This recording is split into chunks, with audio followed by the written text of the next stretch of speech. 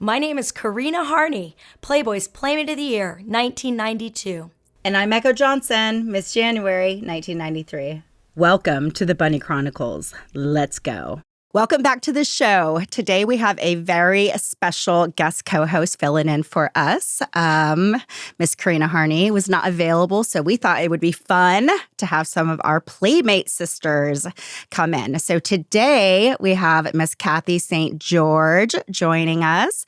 Cathy was a Playmate in August of 81. Actually, 82. Okay, and the reason I said 81 is because you had a cover first, which was what issue? It was August. It was October of 81. October of 81. Which is very rare to get the cover first. So October 81, Centerfold, August 82. How did that come to be that you got a cover first? Because that is rare. Well, I'd actually shot my centerfold with Pompeo. Oh, Pompeo. And that's cool. They accepted it. And it was, I wish I could get a hold of it now. It was very pretty, and I loved Pompeo. But afterwards, I flew to Chicago and shot some covers with Tom Stabler. Okay. And when Hef saw my covers, he looked at and he saw this particular one that they decided to go with. He said, I like this cover better than I like her centerfold. And he made me start all over again, and I shot a second one. I shot a second one second centerfold with Ken Marcus. Okay.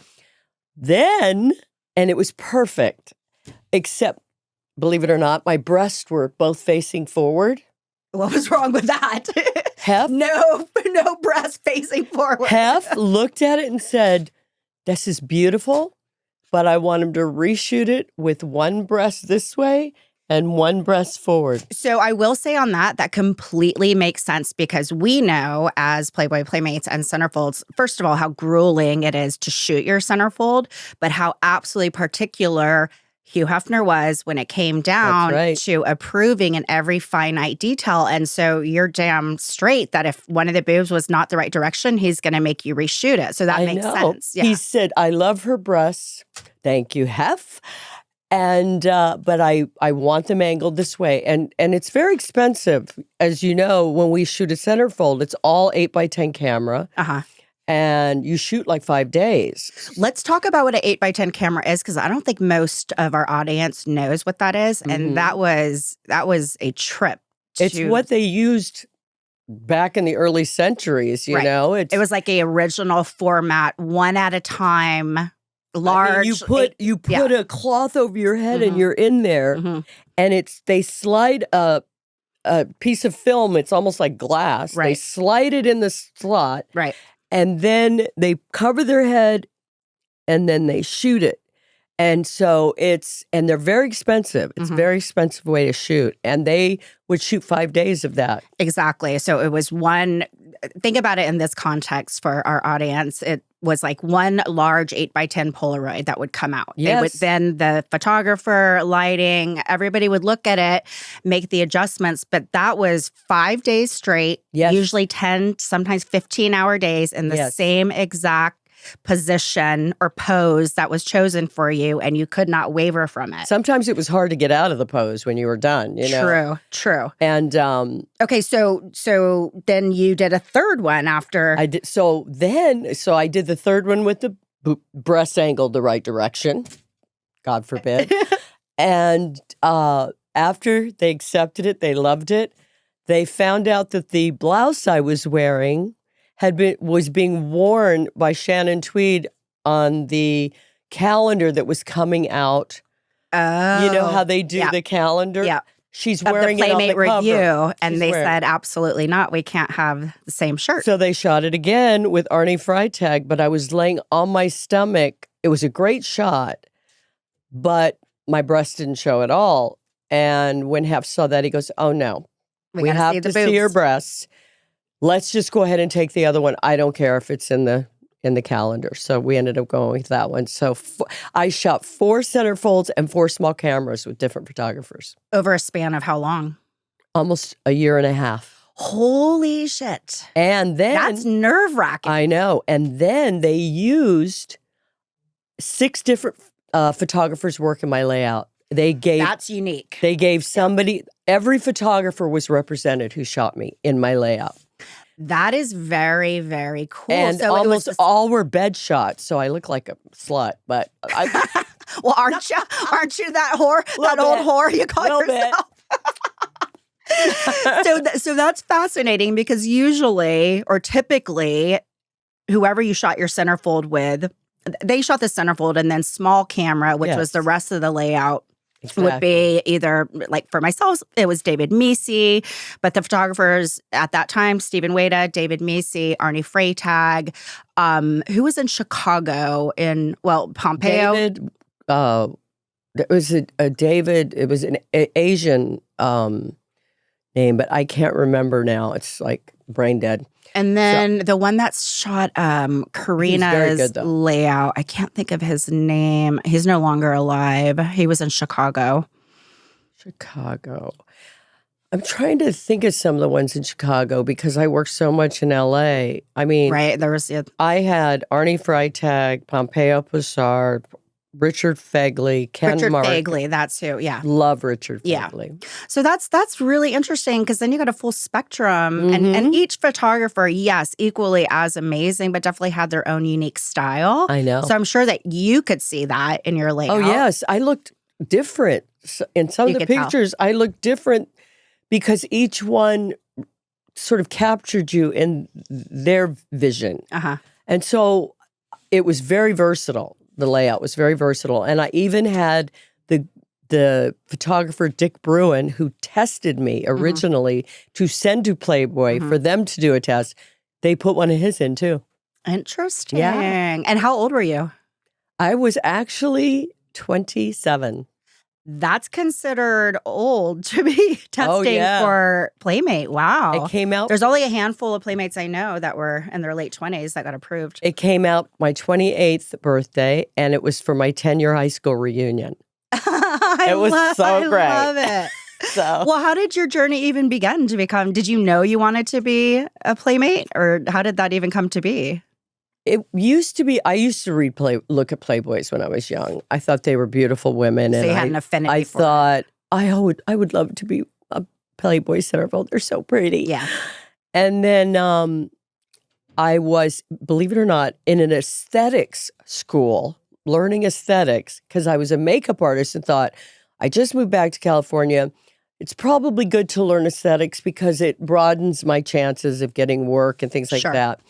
And I was sitting in the room, and they brought in a makeup artist who did photography for, like magazines and things like that. And she pulled me out of the audience to do my makeup. Mm-hmm. And when we were done, she handed me her card and said, I know a photographer who would love to shoot a We cover, and you would be perfect. And We was also owned by Playboy at the time. Okay. It was the European version of Playboy. Got it. So I said, okay. So when I went and met with a photographer, and I had never modeled, and I said, I would actually love to test for Playboy because I had just been divorced, moved across the country, and I really needed to make some money because I left my husband pretty much everything. But $100 for gas to get the hell out. You're like, gas was cheaper then. Yeah, it was like 12 cents a gallon. Yeah, I drove from Florida to California on $100, But he decided to test me. And we did some shooting, and they sent it into Linda Kenny. Mm-hmm. Who's Linda Kenny? Linda Kenny used to be Marilyn's Marilyn Grabowski, who was the West Coast sort of her assistant or co-editor. I mean, not co-editor, but assistant editor. But she also did the makeup too back then. Now, is it true that you had to do your own makeup for your centerfold? Yes, I did. I did so all my bizarre. own makeup. Now, why? And they got it cheaper than if somebody else had done it. Why did you have to do your own makeup? Well, they thought I was a really good makeup artist because I had done so many Playmates. In that time, I'd started. Well, when I first tested, I said to them, and I looked at her kit. Now, I had never done photography makeup in my life. I had worked for Estee Lauder training makeup artists for years, and but I lied. And they called me 2 days later after they tested me and said, "What do you charge for makeup?" And I had no clue what to say. And I said, $200. They said, okay. And they hired me. So you started working for Playboy right away first and then became Yeah, Playmate. I mean, I shot. Right, you were shooting. Yeah, because it took you a year and a half to actually get the centerfold So I approved. shot in the studio. I worked in the studio at least 3 days a week. That's so neat. Yes, I got to meet a lot of the Playmates. I bet. I could help them with posing because I had done it. Exactly. It was a win-win-win, you Absolutely. know? So, absolutely. and they used to call me Mother Hen because I took care of my girls, you know? Right. So you and Hef were close. And I also just want to bring up the fact that, you know, you're from the 80s. I'm, you know, from the 90s. And coming into the mansion, you know, in 93, Hef was married to Kimberly, and you would hear about what it was like, you know, previously. And we didn't get to actually witness that until Hef and Kimberly got divorced and the parties started happening all over again. But what was it like in the 80s? What was it like at the mansion? What was Hef like? What was going on in his world? What was the company doing? It was so much fun. Now, I met you, Hefner, because they hired me to do his makeup for Halloween. Oh. And I was a nervous wreck. I had to make him a vampire. And I remember, because there was a German issue of Playboy, a shoot that Philip Dixon did. And I loved the way the makeup was done for this vampire, you know? So I kind of went with that. And I did his makeup. And I wanted to put this very deep sort of purple really inside his lips, so his lips look thin and menacing. Right. The color would only be in here. And Hef said, "Oh no, I can't wear lipstick." And I said, "Why?" He said, "People think I'm gay." He did not. I swear to God, people will think I'm gay. I go, "Oh yeah, that's what they're going to think." So it was a hard no. No, it's a hard no. You weren't able to do it. And then I told him when I was going to be. It was my very first party at the Playboy Mansion, and I had bought this little beautiful body stocking in gold, and I made the tail with a bow on it, and I made ears for my head, and I made this gold horn with cord around it and glitter, and I went as a unicorn. And Hef said, "Do you know how many horny jokes you're going to hear tonight?" I said, "It's okay." But I'm so short that every time I went to hug somebody, I poked him in the neck with my horn. With your horn, right? No kidding. So that was your introduction actually to the beginning of your... I mean, I had gone up a couple times, but I was afraid to talk to him, you know? Yeah, no, it's certainly the first time that, you know, that you're there or, you know, wish to meet him. It's, you know, there's an element of like, whoa, you know, and you're a little that, off guard. You know, when you've been one-on-one so close, after that, he was always nice to me. Always hello, he's such always a sweetheart. Kissed me hello. And I also did Sandra Theodore's makeup the same night as Supergirl. So he was with Sandra Theodore at that time. Yeah, that's right, because it would have been the early 80s. Yes. And they were together for 5 years? They were together for a while. You know, I didn't get there till 80, but they were together before that. And they were together till at least 82 that I know of. And she ended up being my roommate. I ended up moving in with Sandra and Kelly Tuff. In L.A.? Yeah. Okay. Yeah. Interesting. So it was fun. And it comes full circle. Because she was never there. She was always with Hef. So I had her room. Right, exactly. Well, that good. worked out perfectly. She had a beautiful apartment. So realistically, though, you worked consistently with Playboy for decades, you know? Well, I did. I worked with the magazine for like 2 years, a lot. And I even trained some of the makeup artists that came in, and then they undercut my prices, which you don't want to do that. But who did you train? I trained Tracy. Okay, Tracy, when she came in with Steve Wada.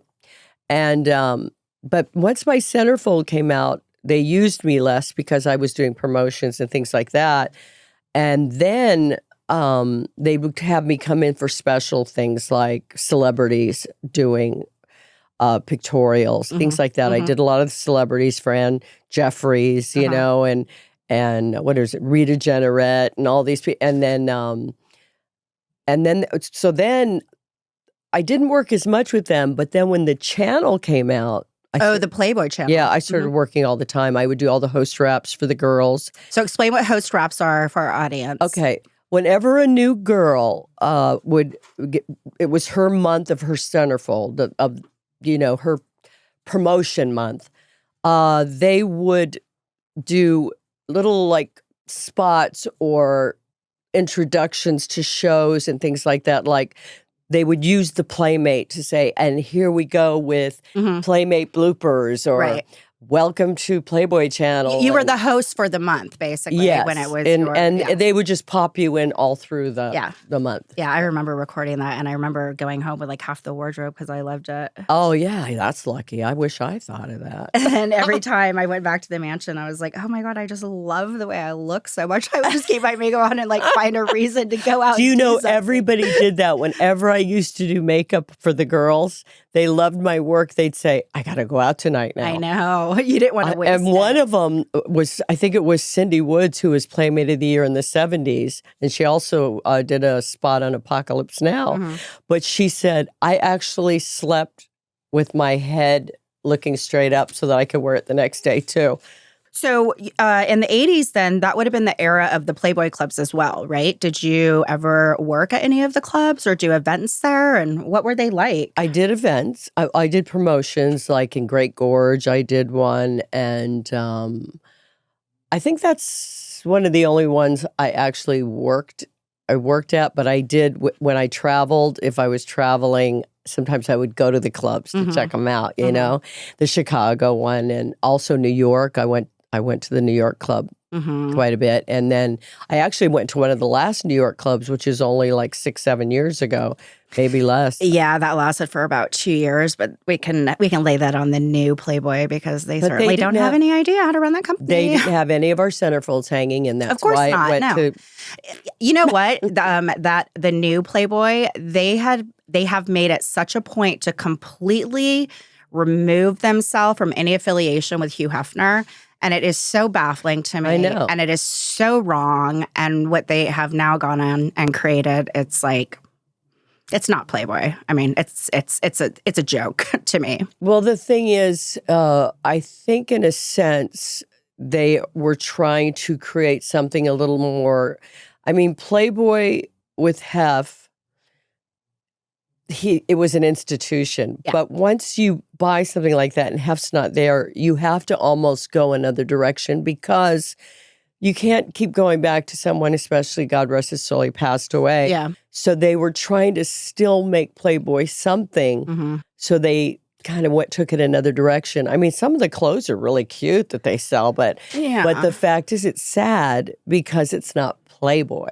Well, you know what's really interesting? So all of the international publications continue to create and produce the beautiful glossy publication each month around the world. In America, we are the only ones that do not create the publication. With that said, I understand how expensive it was to create the publication. And with Hef gone, you know, there was no way that I think you could carry on that caliber unless, you know, Cooper had stayed on. But Cooper, for his own decisions, decided to go because he saw the writing on the wall and the direction it was going, and he didn't want to be a part of it.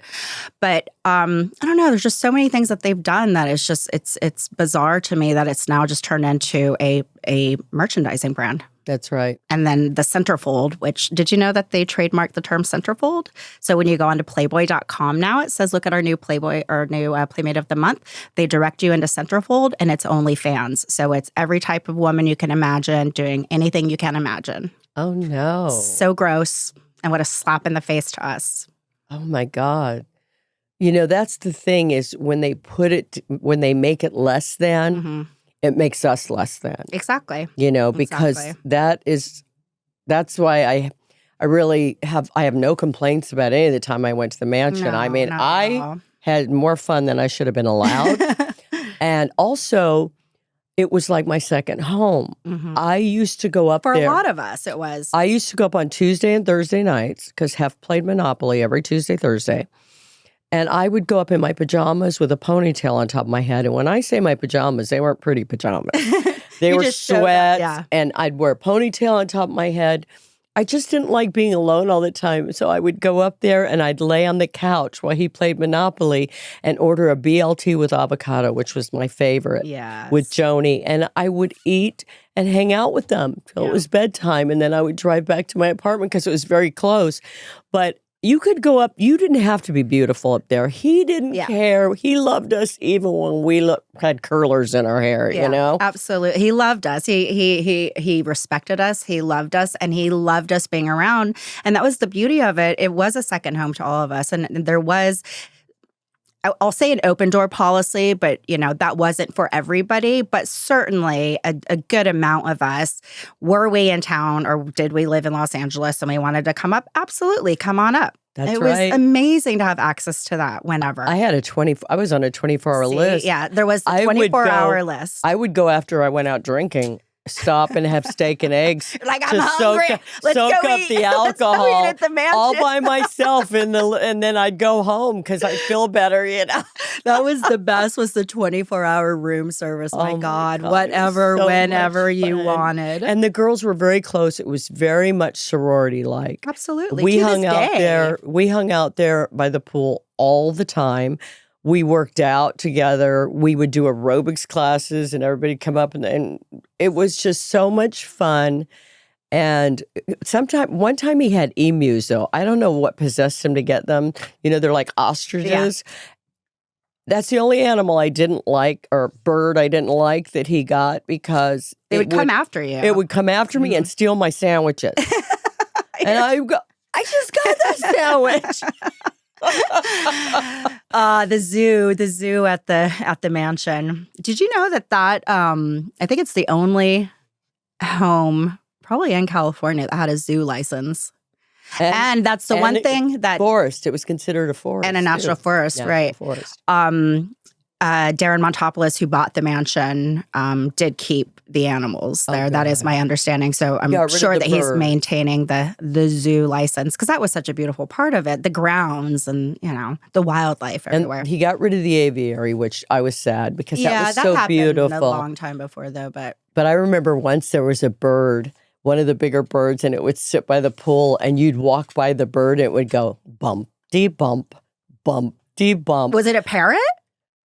I don't know what kind of bird it was. It was a big one, but somebody taught it that. That is funny. Bump, dee bump, bump, dee bump, like we were shaking it. Exactly. Look at the ladies shaking that ass when they walk by. And then there was one that was like losing its feathers. It was pretty old, and Hef was thinking, it might be time to get rid of it because it was looking pretty scary, you know? And we taught it to say, I love you, Hef. Aww. And after that, he couldn't get rid of it, you know? Yeah, he was like, he's a sucker for all that love. One of his many philanthropic endeavors, was the Wildlife Foundation. And that's one of multiple things that he had his name attached to, which we will be talking about over the next, series of shows that we do. And I think it'll really surprise people because he was involved in so many philanthropic and animals were. And he loved birds, and he loved everything, And the thing, what I love, and he loved us, because what I loved about him is he always had my doll in the house. Because when you are all hanging out together, all these girls, you sync up. And when you've got PMS going all at the same time, he would always have my doll in the house for us. So we would take our my That's right. It would always be in all the bathrooms. All stocked. And you know that you can't do that anymore. What? I'm towards provide my doll? You can't even give someone an aspirin in your home. And that was at the mansion too. Towards the last few years, you can't even give someone an aspirin. Nothing. Oh, shit. Well, I gave you Excedrin this morning. Well, I'm not going to sue you. But it was because if something happened, if somebody was allergic or whatever, you just can't give out any medication anymore. In a house. Well, it's a different time that we live in. Well, back then they'd give you, Hef didn't, but other parties I went to, they try to give you Quaaludes and everything. But now, thank God that they've changed the rules. Will you talk about that? Because obviously there's the prevalent narrative going around by we know who that, multiple things have been said about Hef that, he abused drugs and he gave drugs out to all the girls and he was, sexually abusive. And the list goes on and on and on, which we all know is the furthest thing from the truth. But you certainly at that era in the 80s when drugs were uber prevalent. Yes. And you didn't even witness it. Hef never gave the women drugs. I happen to know where the girls got their drugs. And this is at the same time that you were roommates with Sandra Theodore, and Yes. Sandra was with Hef. Yes. And we know what was said in the Dark Secrets of Playboy. Yes. And that's not true. And I know who she bought her drugs from. And it wasn't you, Hefner. Yep. And also, I mean, but Hef really, I mean, he knew they were going to be done. He wanted them done. If you're going to do something like that. He didn't want to see it. He didn't want to know about it. Because if he did, you would be taken off the grounds. Yes. Yeah. And the only thing is, he would say, please be careful. Because if you do it in the bathroom, because one of his best friends, John, Dante, had a dog named Louie, a little poodle that loved cocaine. the poodle that loved cocaine. And if he got out of the bedroom before the floors were cleaned in the bathrooms, he would go look it up. He would go look it up. So he was so worried about that dog. He'd say, please don't do it, because we have a dog with a problem, we have a dog who's addicted. We can't have that. So please don't do it in the house. Oh my gosh. So he cared about that dog. I mean, it was so cute. But the worst part is if you were doing it, the dog would come up and lick your nose and you'd be going, oh, I just got outed. Yeah. Wow. Because the dog could smell from miles away. And I thought, like beeline. I thought it just liked me. Little did I know. That's hysterical. I mean, it was something everybody went through. I mean, in the 80s, that was the time. Everybody was doing cocaine. I did my Centerfold party at Studio 54. Oh, you did? How fun. Yes, when my Centerfold came out. Oh, cool. It was at Studio 54, and they had all these headshots float down from the ceiling, and it was my girlfriend is a Centerfold playing. Oh my gosh, that's legendary. So cute. It was so cute. A lot of great people came. How fun. So it was a lot of fun. Speaking of, that era and parties and the mansion and whatnot, I'm sure you met tons of fabulous celebrities of that era. Do you have any funny stories? Well, it's, I met a lot of celebrities there. I don't really have, I have fun stories outside the mansion too, because of just the relationships that you forged with these people. Because you actually get to become friends with some of them, and it's a lot of fun. But I never fooled around with anybody up at the mansion except for one person, and that was because I was already dating him, and he came up, and who was it? Oh, I better not. Oh, if you were dating him, I was dating him. I only had 6 months at the mansion. That shows you what a clean place it was. Toni Danza. Hottie McHottie. I love me some Toni Danza. How cool. You guys are friends to this day. To this day, you were just talking about him. Yes. Aww. He's a dear friend. And he came to my party when I did it at studio. His whole family came. His mother, everybody came. Very cool. So it was really fun. And the next day, after the party, I went fishing with him in the morning. We went out to Long Island. I went fishing with his dad and his cousin. And I'd been up all night. But luckily, I wasn't doing any drugs or anything. I just was up. Yeah. It's like my adrenaline was going because it was my Centerfold. My God, you know? Of course. So it was really fun. Of course. So if there's 3 things that, or 3 words that define Hef to you, what would those 3 words be? I don't think he would like that I say this, but he was very fraternal to me. He looked after me a lot. And like if I had a boyfriend and I broke up with him, I was all sad, he'd sit and talk to me for 2 hours. That's how he was, though. Oh, yes. He was very protective of me. We like to joke around. In fact, a lot of the pictures I have of us you guys to are this cracking day, up. we're both laughing, So he was a good friend to me as well. And I think he's one of the best people and made the biggest lasting impression of pretty much anybody in my life. Yeah. I mean, I felt like he was a father to me. But he was really handsome. I said, when he passed away, I said, now I wish I had sex with him. And somebody said, why? I said, because it's harder to lose a lover than it is to lose a father. That's funny. But don't tell him I thought he was a father because, he was really hot, looking when I met him. No, but I think that would be the general agreement is that, he did make sure that we were looked after, and it was very, very important to him, Yes. And especially the playmates that had a close friendship with him, and they would sit down and talk to him about whatever it was that was going on in their lives, whether it be romantic issues or not, and he was always there. And he would would talk to you about personal things. Sometimes he'd stop and tell me something. I mean, one time he stopped me and he said, that girl I told you I really liked? I go, yeah. And I was outside and he goes, well, we finally got together last night. And I said, congratulations. He said, I just hope she remembers me. I said, you have that problem too? I hope she remembers me. Duh. I said, so. You have that problem. You're insecure too. Oh my God, that's so funny. Okay, 2 more words. 2 more words. Okay. God, it's hard for me to think of this. The most, fun. I mean, I had more fun with Hef.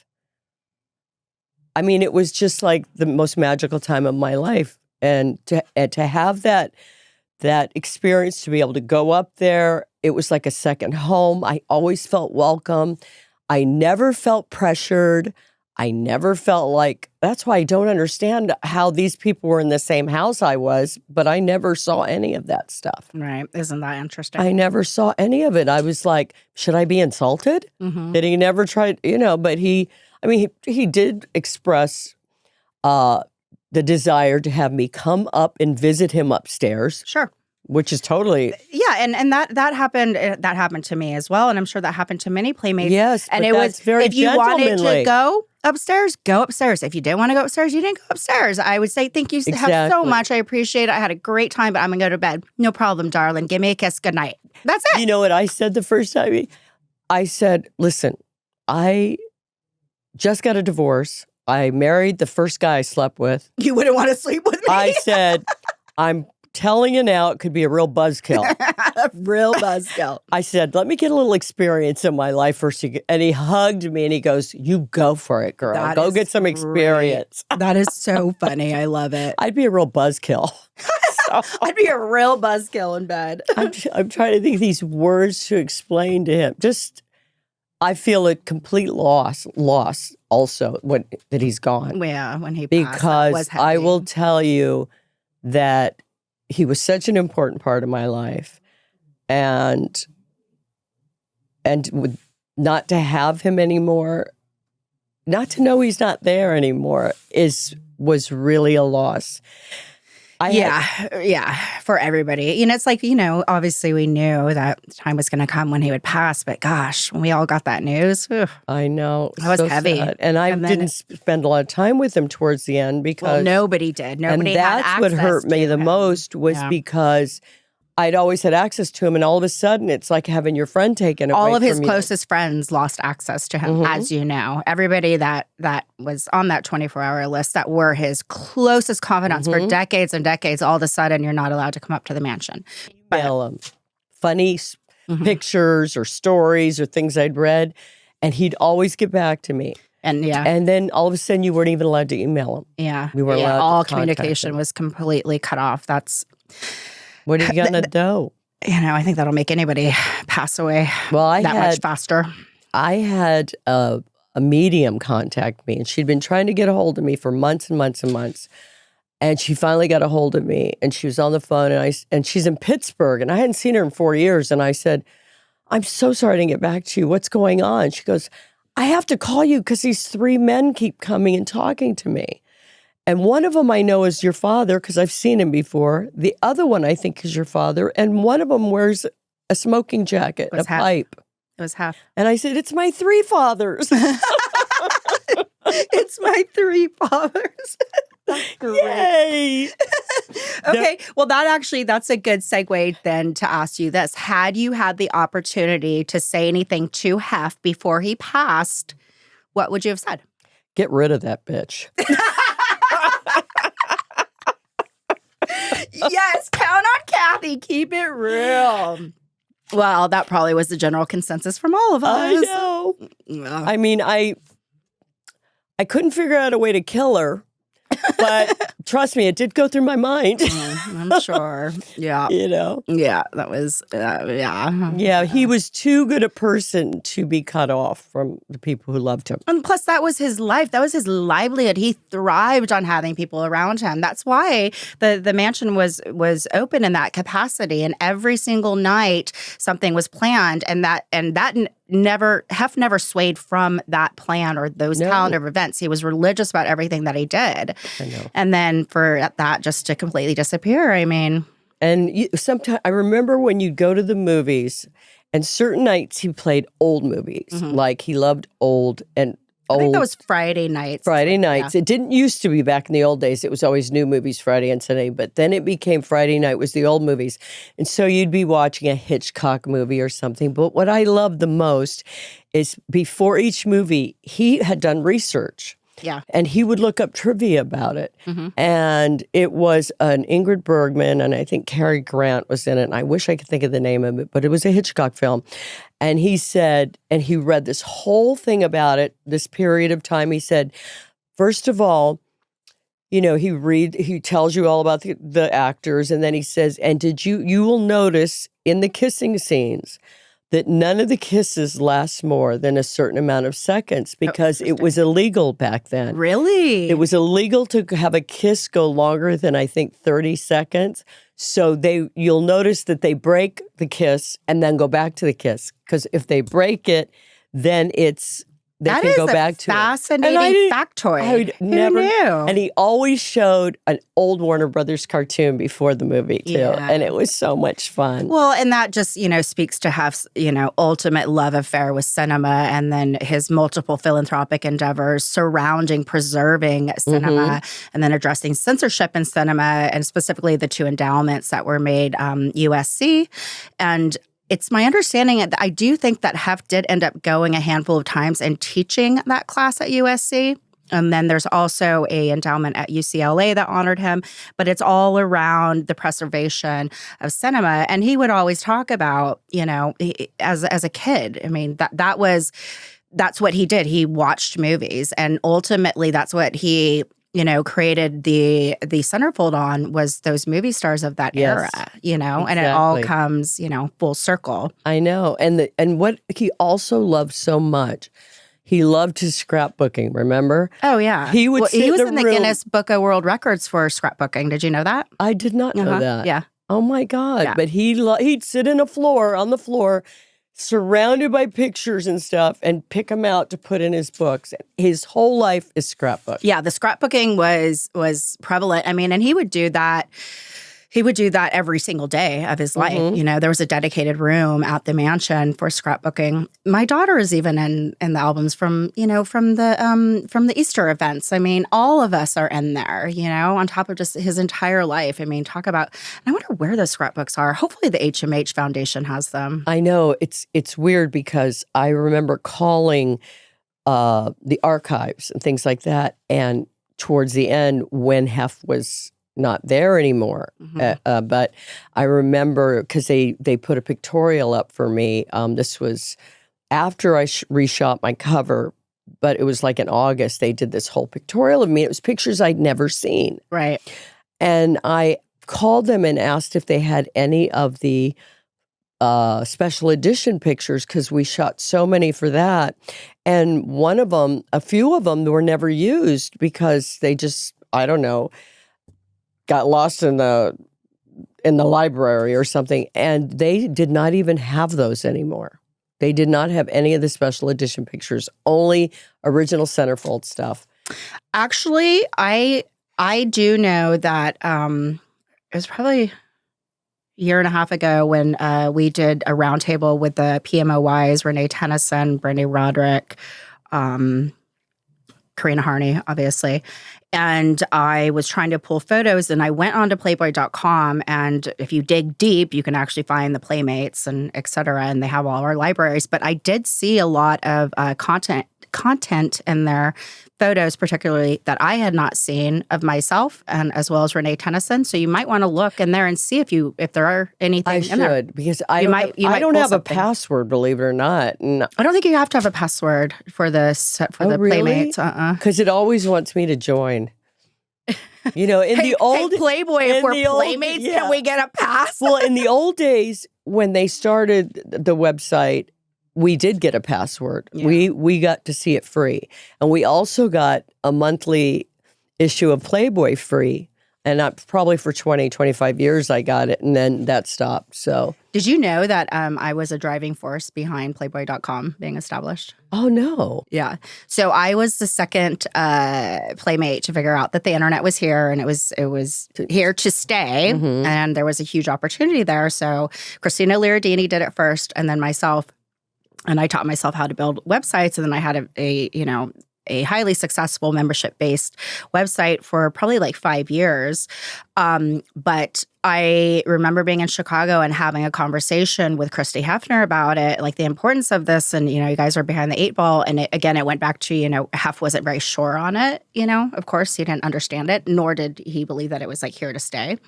So finally, when, they started to see that, more and more websites were coming on board, and whether it was Playmates or not, but women were making, money, and that's the way of the future. And so you better make sure that you do that. So when Cindy Rakowitz came in, she spearheaded that and got that done with Christy Hefner. But I do remember having a conversation with Christy about it. Like, this is uber important. Well, I do know that. And it was a massive undertaking for them to do with the amount of, catalogs and photos and archives they had. I mean, it's a gold mine for them. Mm-hmm. I started a website, and I had like 15 Playmates. Didn't use Playboy or any of that stuff. But it was still, it was new, but it was after the websites were starting, and I got sued by Playboy.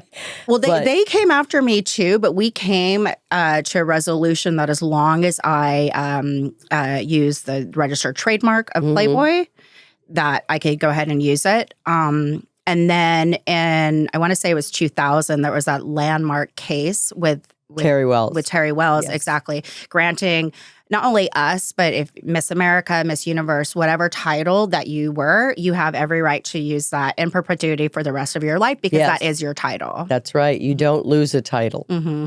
Unless, of course, maybe what's the Miss America that posed nude for Playboy or something. Yeah. And then she got it yanked. But other than that, once you're a Playmate, you'll always be a Playmate. Yeah, that was definitely a landmark case. And since then, I even had the new Playboy, send me cease and desist orders because I had registered a domain with the word Playmate in there. And I wrote back and I said, it would behoove you to know this case. I will not be relinquishing my domain, and this is my right. And I never heard from them again. Well, see, the thing is, they didn't actually sue me. They just threatened, and they were going to tie me up. And so I decided it just wasn't worth it. But then I started to do my own website. It wasn't a bunch of the girls. And I got ripped off 5 times. And finally I said, God's trying to tell me something. So I never got a website up.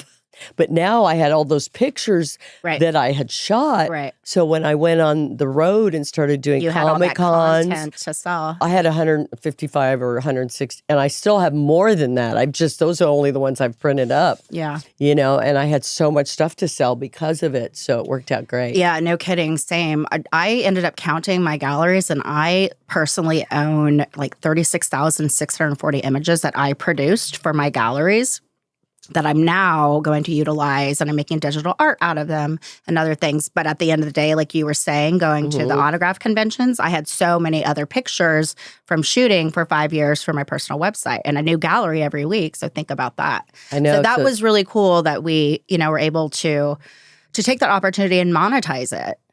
And I know when I went to do Comic Cons, I could only put my photos, non-nude photos out, like my swimsuit stuff, my bench warmer things like that. And then in a tall magazine box, I would have it open, and it had, like little, like vintage nudes, nudes, non-nudes, vintage non-nudes, and people could do it like this, Smart. and no child could see over the top. Yeah, so smart. So I sold them like that. But and you did Comic-Con for 5 years. You did that circuit, didn't you? I did Comic-Cons, horror conventions, and I probably did sometimes 2 a month, sometimes more. I supported myself for 5 years, but I traveled everywhere, and I did it all by train because it was too expensive to carry all your supplies, your sign, everything on a plane. They charged you so much. Sure. But on a train, because I lived in New York and it was close to everything. And most of them are over there. They're in the Midwest. Yeah. And I traveled by train. And like if I left at 4:30 in the afternoon in New York, I got to Chicago 9:30 in the morning. And I would do the show. I do 2 shows there, usually GlamourCon and Wizard. So I would always do 2 in 1 week. Very cool. And they're very, very lucrative. 2008, it kind of hurt because, the economy was weird in 2008. But I supported myself for a long time, and I got to meet so many lovely people, too. Yeah, for sure. Absolutely. It's like joining the circus doing those shows. You go off and join the circus, I love it. Okay, so had you had the chance to say anything to Hef before he passed, what would you have said to him, told him? What comes to mind? I love you. Yeah. And then I would have thrown my arms around him and my legs around him and not let go. I love it. Because you never know when they're going to be taken away from you. I always get tears when we talk about this. When I ask my guests this, it brings back a lot. And we're so grateful. And thanks for the memories. Memories. She means memories, people, not the memories. I meant both. She meant both. That's great. Okay, so Cathy is going to be filling in for the next couple round of shows. I'm so excited. Much to her dismay. Thank you. Thank you for joining me. Thank you. We'll see you next time for our next interview with Candace Jordan coming up. I can't wait. That's going to be fabulous. Thank you so much for having me on the show. You got it. Thanks so much for fun. being here. I appreciate it. I'm Echo. I'm Cathy St. George. And this is The Bunny Chronicles. We'll see you next time.